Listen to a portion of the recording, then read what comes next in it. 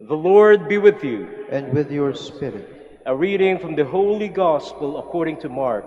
Glory to you, O Lord.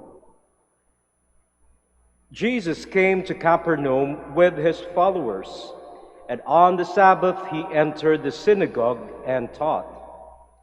The people were astonished at his teaching, for he taught them as one having authority and not as the scribes. In their synagogue was a man with an unclean spirit.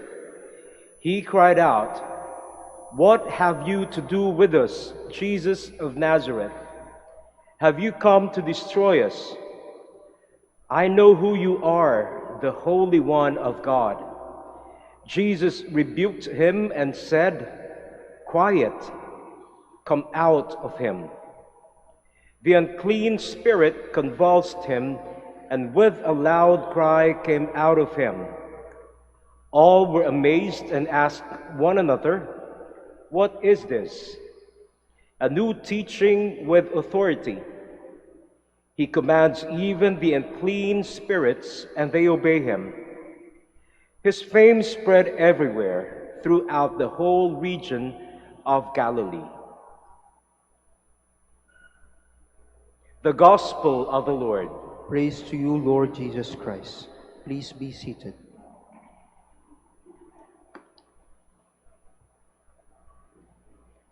Jesus performed an exorcism in the passage that we just read.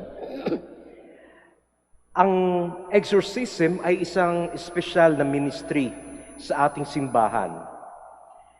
Kinakailangan ikaw ay inappoint ng obispo bago ka officially makapag-exorcise ng mga taong inaalihan ng demonyo. And in one conversation I had with an exorcist priest, he mentioned that in preparing to do that ministry, they always had to be in a state of grace. Ibig sabihin, wala silang nagawang any sin, mortal sin especially, or nakapagkumpisal sila regularly.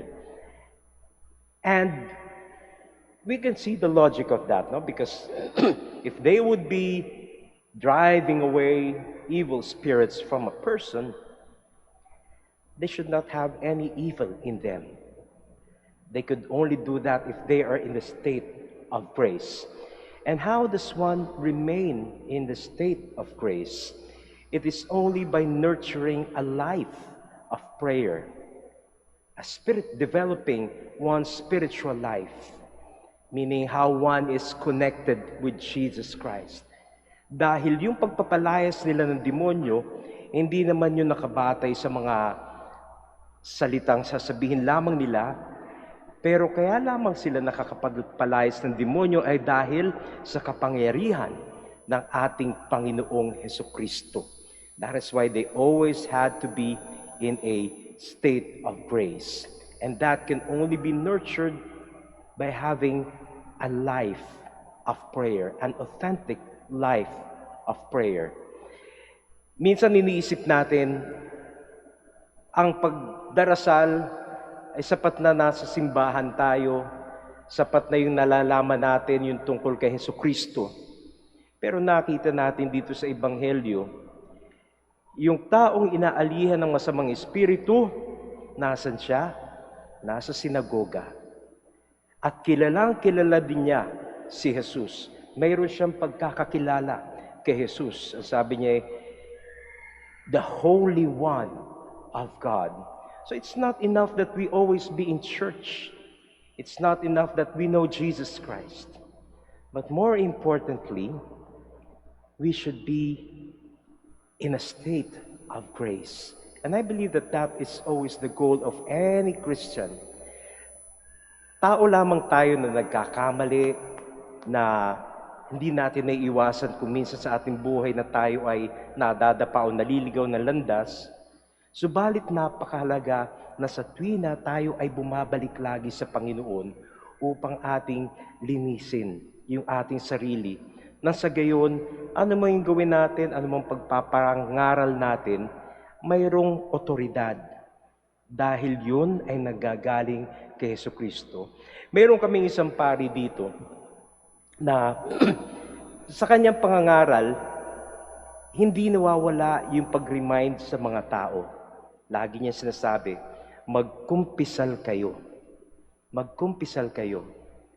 And sometimes we make a joke out of that because no matter what the gospel is, his thought would always go back to that.